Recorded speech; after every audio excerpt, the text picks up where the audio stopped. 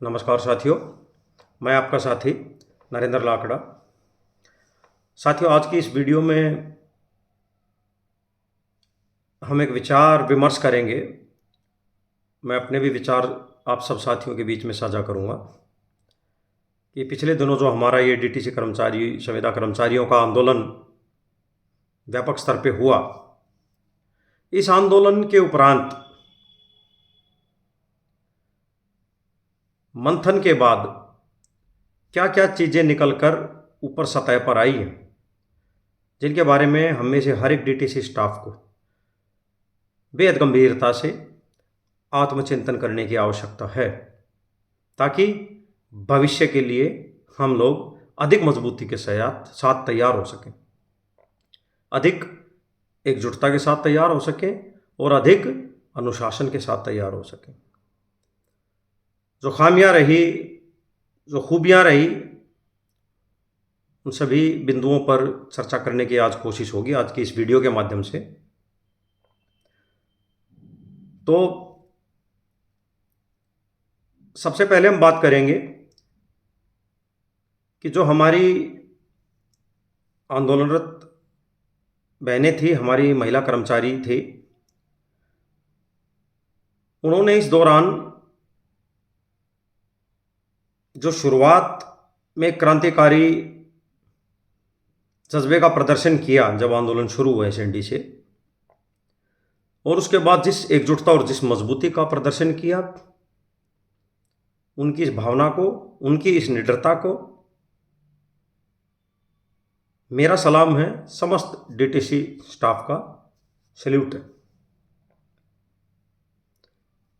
वही वजह रही कि स्टाफ में धीरे धीरे जागृति फैली, संवेदनाएं गई, शोषण के विरुद्ध आवाज उठी, डर दूर हुआ। डर के एक आवरण में जो डीटीसी स्टाफ लिपटा हुआ है ना सालों से, उस डर की चादर को फाड़ करके मैदान में आए, जमीन में आए और अपनी बहनों के साथ एकजुटता के साथ एक आंदोलन की शुरुआत हुई। सॉरी।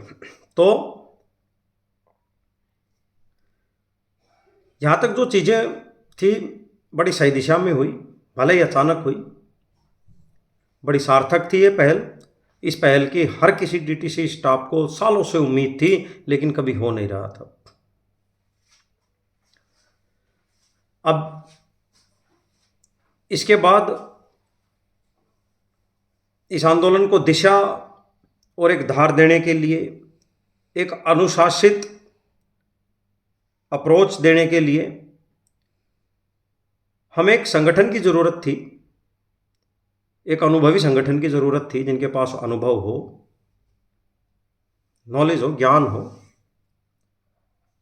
तो उस दौरान हम उम्मीद कर रहे थे कि डीटीसी के हमारी तो बहुत सारे संगठन हैं, कई सारी यूनियनें हैं, वो मंच पर आकर हमारी बहनों के साथ खड़ी हो जाएंगी। लेकिन बड़े दुर्भाग्य की बात थी कि सिवाय एक यूनियन के बड़ी बड़ी नामों वाली कोई भी यूनियन, कोई भी उनका पदाधिकारी हम डीटीसी के संविदा कर्मचारियों की संवेदनाओं के साथ एसएनडी में उस मंच पर आकर के खड़ा नहीं हुआ, सिवाय एक यूनियन, डीटीसी कर्मचारी एकता यूनियन, जिसका नाम है। अब बहुत से साथी कह देते हैं, कमेंट्स में भी आए थे कि लाकड़ा जी आप कौन सी यूनियन के मेंबर हो। तो साथियों, मैं स्पष्ट करना चाहता हूं कि मैं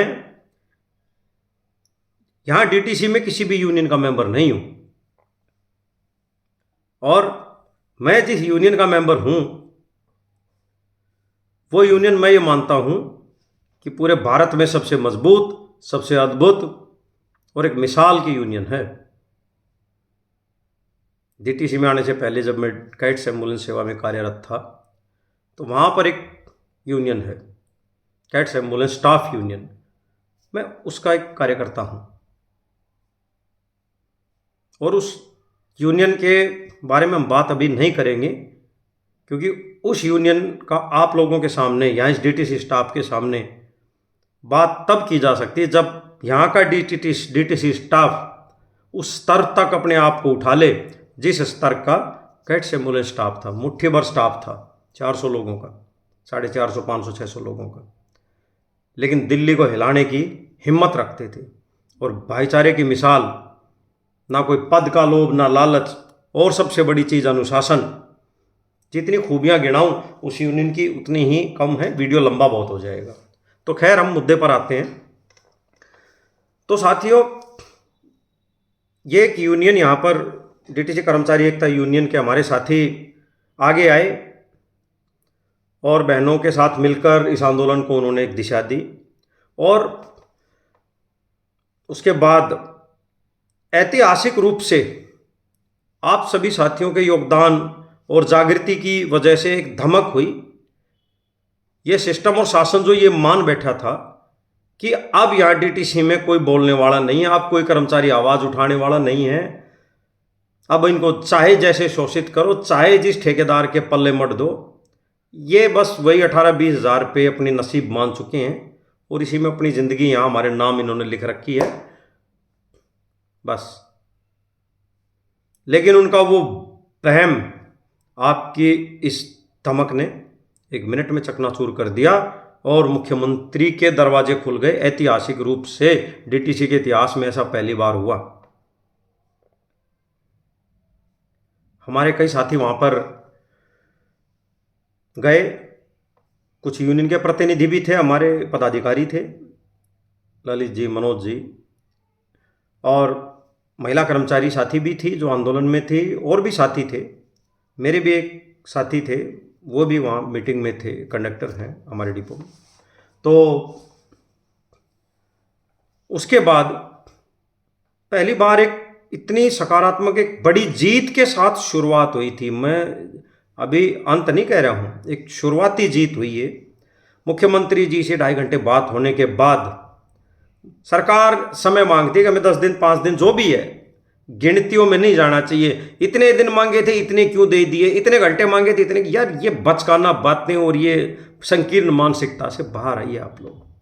कुछ लोगों के बड़े ही निम्न श्रेणी के कमेंट थे इस बात को लेकर के, सूझबूझ की कमी बहुत ज़्यादा दिखती है ऐसी चीज़ों में।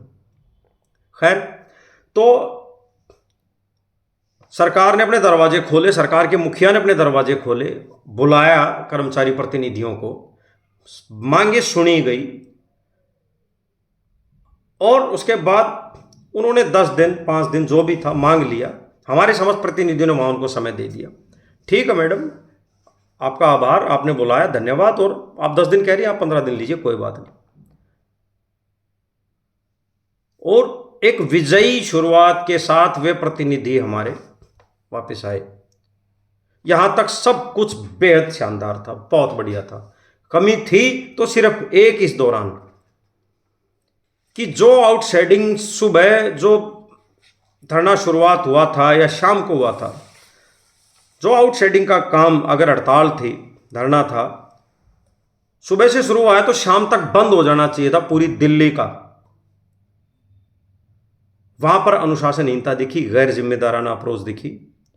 एक दूसरे का मुंह देखते स्टाफ नजर आए कि उसने किया तो हम करें, वो करे तो हम करें, वो करे तो हम करें। इस दौरान यहां पर यूनियन की तरफ से भी एक सीधे और स्पष्ट निर्देश, एक मंच, एक आधिकारिक मंच होना चाहिए था, ताकि भ्रम की स्थिति ना रहे कि किसको करना है, क्या करना है। एक निर्देश सीधे तरीके से वो होने चाहिए थे। फिर भी ज़्यादातर 50-60% आउटसाइडिंग बंद हो गई थी। जब इतना होने पर ही, जब इतना धमाका हो गया, तो सोचिए, जिस दिन ड्राइवर चाबी रख देगा, कंडक्टर अपना बक्सा रख देगा टीटीसी का, उस दिन क्या हालात हो जाएंगे। सरकार, तंत्र, शासन, सिस्टम, इन सबको आपको तुरंत आपसे बातचीत करने के लिए आगे आना होगा और एक तय अवधि में उन चीज़ों का समाधान भी करना होगा। और ये चीज़ें यहाँ तक होकर आ गई थी। अब उसके बाद जब अगला दिन निकलता है, तब दूसरी बड़ी खामी क्या हो रही है कि जो हमारी ये आंदोलनरत बहनें थी, ये साथी थे, जो भी थे, इनसे यहां पर इनकी अनुभवहीनता और इनकी नासमझी एक बड़ा कारण बनी परस्पर विरोधी बयानबाजी सोशल मीडिया पर जबरदस्त तरीके से कि ये ऐसे नहीं हुआ, वो ऐसे हो गया, समय हमने नहीं मांगा उन्होंने दे दिया, हम तो हड़ताल पे हैं उन्होंने हड़ताल खोल दी। यहां ये जो बहुत नासमझी की बात हुई है हमारी इन साथी बहनों से, इनको ये समझना चाहिए था जब हमारी एक इतनी यूनियन थी, कोई नहीं आई, ये हमारे साथ में खड़े हैं और एक समय ही तो दे के आए हैं। हमें भी समय की जरूरत थी एक और मजबूत आंदोलन के लिए, व्यापक रूप से कनेक्ट होने के लिए, पूरी तरह से चक्का जाम करने के लिए, जो कि हुआ नहीं था। 4 दिन हो गए थे पूरी तरीके से। अपनी तैयारियां भी करनी थी। इस दौरान सरकार ने झुकते हुए, सम्मान देते हुए, दबाव में आकर के और समय मांग लिया 10 दिन का, और वो भी सरकार के मुखिया ने, किसी अधिकारी ने नहीं, सरकार के मुखिया ने। क्योंकि अधिकारियों की भी अपनी दायरा होता, बाध्यताएं होती हैं, फैसले सरकार के स्तर पर होते हैं, मंत्री और मुख्यमंत्री के स्तर पर होते हैं। तो उसके बाद ये इतने विरोधाभासी बयानबाजी, क्या समझदारी का विषय था? ये नासमझी और अनुभवहीनता जिसे कहते हैं। इसीलिए कहा जाता है कि किसी भी आंदोलन के लिए एक संगठन होना चाहिए, नेतृत्व होना चाहिए, ताकि आंदोलन को एक सही दिशा दी जा सके, फैसले लिए जा सके, भावनाओं और संवेदनाओं में ना बह करके, यथार्थ के धरातल पर रह करके, वास्तविकता को देखते हुए, अपने आंदोलन की शक्ति और प्रभाव को देखते हुए, अपने आंदोलन की कमजोरियों को भी देखते हुए फैसला लेने के लिए एक नेतृत्व होना बेहद आवश्यक है। जो डीटीसी के साथी इस दौरान जो सोशल मीडिया पर ये सोशल मीडिया वीर बने हुए थे कि हमें किसी यूनियन की जरूरत नहीं, ये यूनियन ऐसी है और यूनियन वैसी हैं, अरे ना समझो, अपने थोड़ा सा तो समझ को विस्तार दो दोस्तों। सामान्य सी बात थी, अगर कोई आंदोलन, पहली बात तो आंदोलन ही नहीं होता अगर कोई यूनियन ढंग से नहीं होती, साथी संगठन, और हो भी जाता है जिस तरीके से अभी ये हुआ, तो क्या डीटीसी के 20,000 कर्मचारी मुख्यमंत्री के सामने जाकर के 20,000 के 20,000 चिल्लाएंगे कि हमें ये दीजिए वो दीजिए? क्या एक भी शब्द कहीं पल्ले पड़ पाएगा? क्या वास्तविकता है इस चीज में?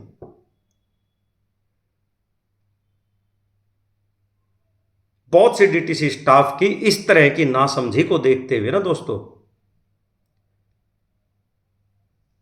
ऐसा लगता है कि वास्तव में यहां पे जो डीटीसी में है ना कर्मचारी है ना, वो कर्मचारी नहीं है, पशु हैं,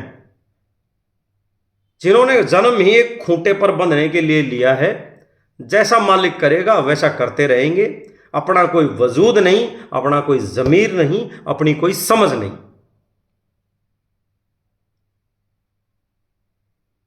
और जो इतनी बड़ी बड़ी बातें हैं और इस तरह मतलब कि आपे से बाहर निकलने को हो रखे होते हैं ना, इन ग्रुपों पे इस दौरान हो रखे थे, मैं देख रहा था। जब वास्तविकता की जमीन पर कह रहे थे कि यूनियन अलग बना लेंगे, ये कर लेंगे, हम अपनी यूनियन बनाएंगे, बच्चों का खेल नहीं है यूनियन बनाना। यूनियन की स्पेलिंग तक ढंग से नहीं लिख पाओगे, बात कर रहे हैं यूनियन बनाने की।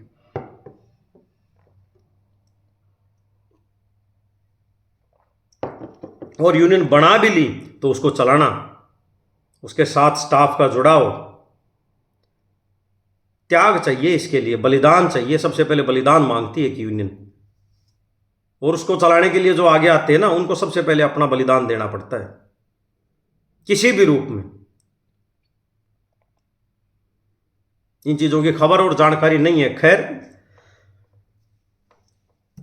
ये चीजें होने के बाद हमारी बहनों को ये चीज देखनी चाहिए थी कि जब एक वरिष्ठ हैं, डीटीसी में सालों का अनुभव है, आंदोलन के भी साथी हैं, यूनियन के पदाधिकारी हैं, और अगर वे समय लेकर के आए हैं तो उनको उन अपने साथियों का सम्मान करते हुए एक मंच पर आकर के ये बोलना चाहिए था कि हमारी, देखिए, हमें इस चीज़ का अनुभव नहीं है, बाकी हमारी यूनियन ने कहा कि हम 10 दिन का समय देंगे, तो ठीक है, हमने 10 दिन का समय दिया, 15 का दिया, सॉरी, और उस दौरान हम देखेंगे कि सरकार कितना इन पर काम करती है। भाई काम तो सरकार ने करना ना, जो भी चीज़ें आप मांग रहे हो सरकार से ही लोगे ना, आतिशी की जेब में से तो नहीं निकाल के ले आओगे, या एमडी साहब की जेब से निकाल लाएगा कोई।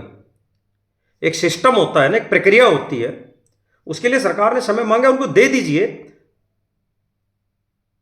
उसके बाद क्या, कुछ लोग चुनाव आयुक्त बन गए इस दौरान, में देख रहा था कमेंट्स भी आए कि लागड़ा जी आपको नहीं पता आचार संहिता लग जाएगी।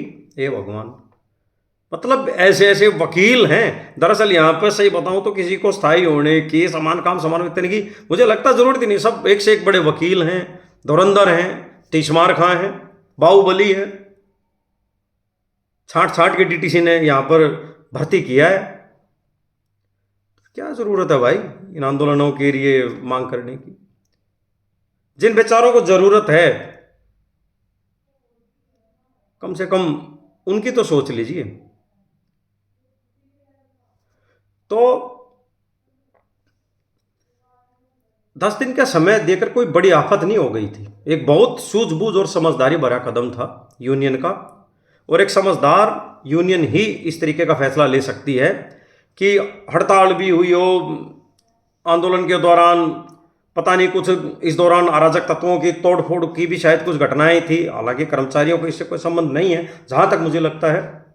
लेकिन जब एक आंदोलन होता है ना, तो कुछ विरोधी और षड्यंत्रकारी शक्तियां भी होती हैं आंदोलन को बदनाम करने के लिए।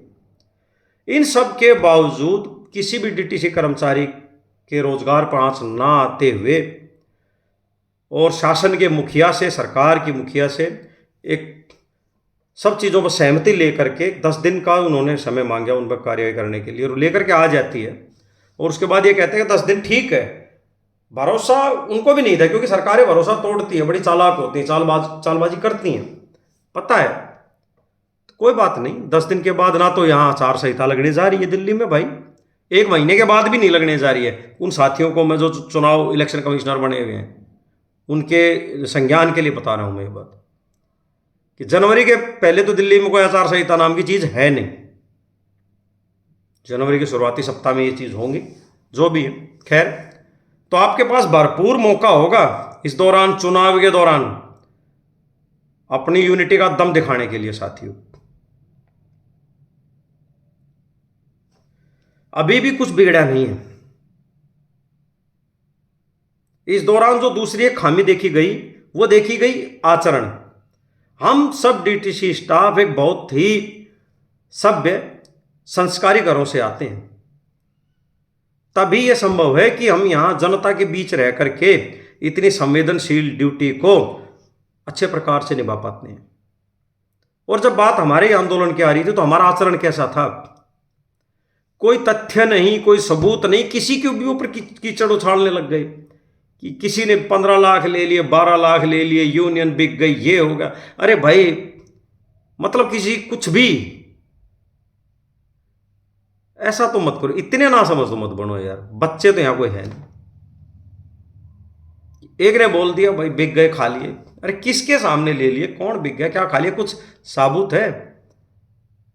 ये सब जो कुकर्म करके जो है ना, क्या दर्शा रहे हैं आप लोग?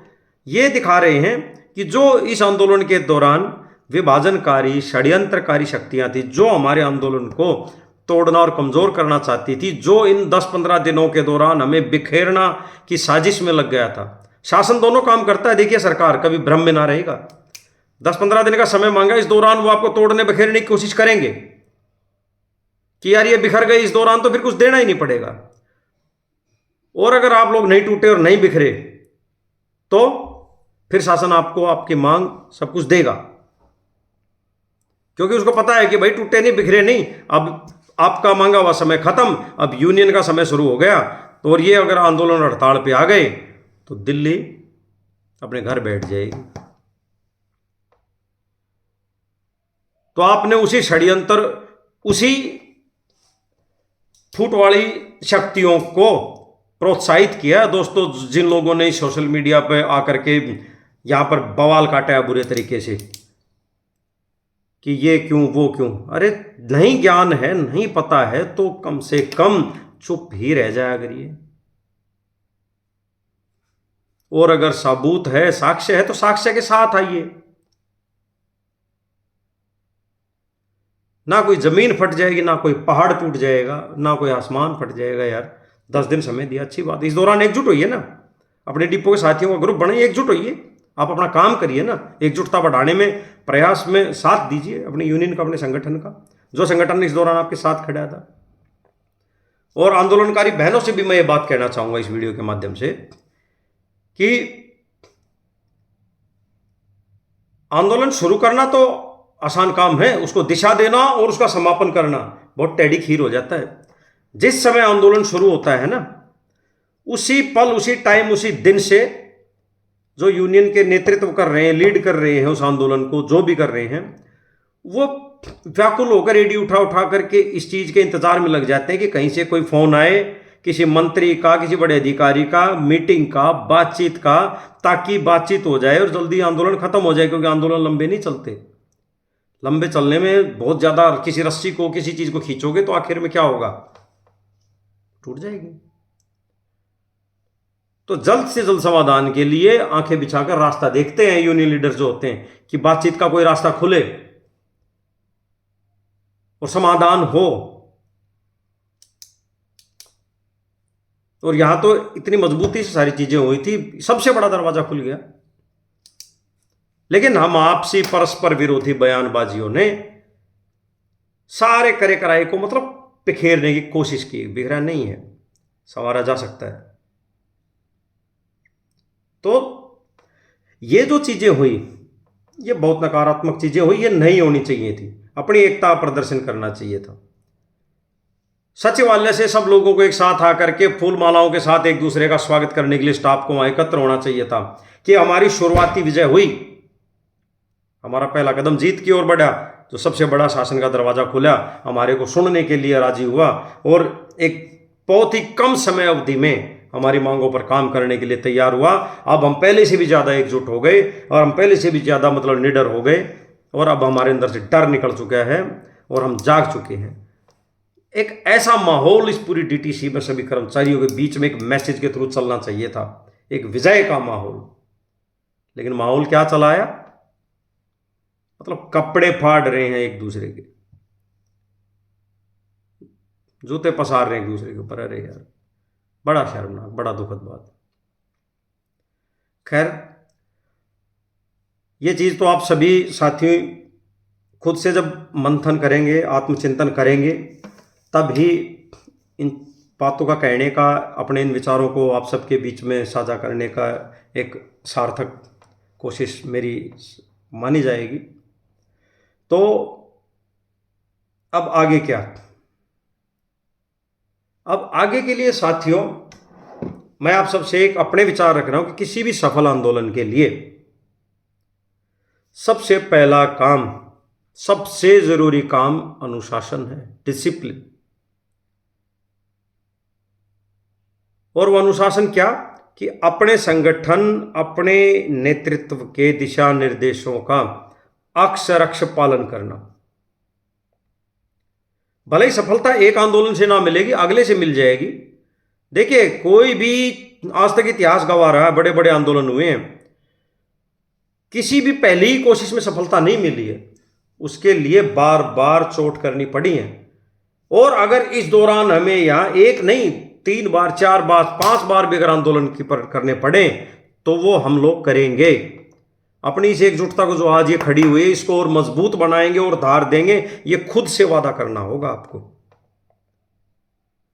और अंत में मैं अपनी उन बहनों के लिए भी संदेश देना चाहता हूं कि जो एसएनडी के मंच से एक अभद्रता, एक बहुत ही निम्न स्तर का जो आचरण हुआ, किसी भी आवेश में हुआ, मैं नहीं कह रहा कि जिस भी आवेश में, भावनाओं में हुआ, वो गलत हुआ। आपको खुले विचारों से, खुले मन से आगे आना चाहिए। और जो हमारे साथ एकमात्र जो यूनियन खड़ी हुई, डीटीसी कर्मचारी एकता यूनियन जो है, उनके पदाधिकारियों से आपको क्षमा प्रार्थी होना चाहिए। मेरा मानना, मेरे विचार है, बाकी आपकी समझ है दोस्तों। इसमें कोई बड़ा या कोई छोटा नहीं हुआ, आपसे बड़े भी हैं, वरिष्ठ भी हैं, और कहीं ना कहीं अब तक एकमात्र वही लोग हैं जो किसी न किसी तरीके से स्टाफ को जोड़ करके यहां पर आवाज उठा रहे, काम कर रहे हैं एक संगठन के रूप में। और बाकी यूनियनों से भी मेरा अनुरोध है कि वे भी सामने आए, आगे आए और अपनी विचारधारा की मतभेदों को एक तरफ रख के इन संविदा कर्मचारी जिनका शोषण हो रहा है इनको एकजुटता के धागे में पिरोएं और साथ दें। और इसके अलावा मैं यूनियन डीटीसी कर्मचारी एकता यूनियन के अध्यक्ष जी, महामंत्री जी व अन्य जो पदाधिकारी हैं, सक्रिय साथी हैं, उन सब से मैं विशेष रूप से हाथ जोड़ करके एक निवेदन करना चाहता हूं कि यहां डीटीसी में एक बहुत बड़ा परिवार है, हजारों की संख्या है जिसकी सदस्यों की।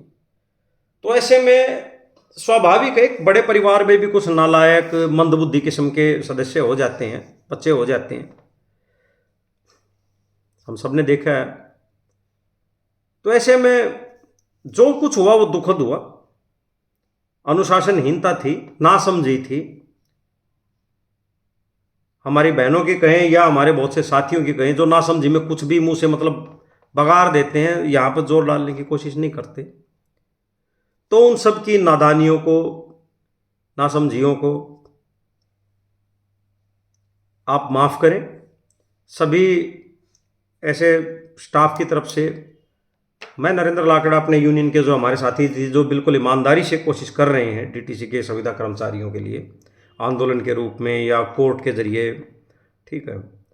तो देखिए, किसी की सही कोशिशों को, ईमानदार कोशिशों को नकारना एक पाप होता है। मैं सभी डीटीसी स्टाफ से कहना चाहता हूँ, पाप के भागीदारी मत बनिए। अपने लिए अगर कुछ आप लोग नहीं कर सकते ना तो ठीक है, पड़े रहिए, लेकिन कम से कम शांत पड़े रहिए, बोलिए मत कुछ भी, मुर्दा की तरह पड़े रहिए जैसा आप जीवन जीना पसंद करते हैं।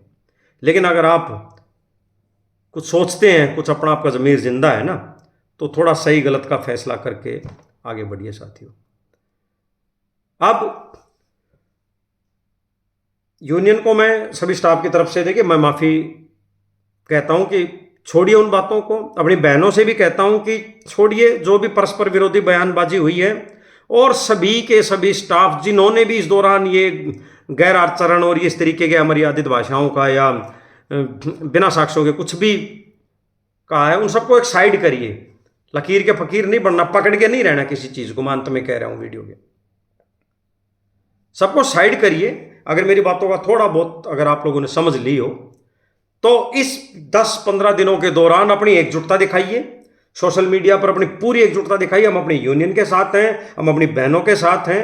हम आंदोलनकारी साथी जो हैं, 5 तारीख तक सरकार ने समय मांगा है, सरकार का धन्यवाद, हम इंतजार कर रहे हैं। और 5 तारीख के बाद अगर सरकार ने हमारी मांगे नहीं मानी तो हम उसके बाद आंदोलन करने को मजबूर होंगे और अपने संगठन और अपने यूनियन के निर्देशों के तहत एक मजबूत और ऐतिहासिक आंदोलन का हिस्सा होंगे और कामयाबी लेकर रहेंगे। इस भावना के साथ आज से ही जुड़ जाइए। सब गिले शिकवे छोड़िए। यूनियन नेताओं से भी मेरा आग्रह है, हमारी बहनों से भी जो आंदोलनकारी थी उनसे आग्रह है, सब चीज़ों को साइड करिए और जो अनुभवी हैं नेतृत्व के साथ संगठित होकर के एक साथ जुड़िए और अपने विजय पथ पर अपना दूसरा कामयाबी का कदम 5 तारीख के बाद आगे बढ़ाइए। जीत की पूरी संभावना है, निश्चित है। बस इसी के साथ मैं वीडियो को विराम देना चाहता हूं साथियों। काफ़ी लंबी वीडियो हो गई, ठीक है, शुक्रिया, नमस्कार।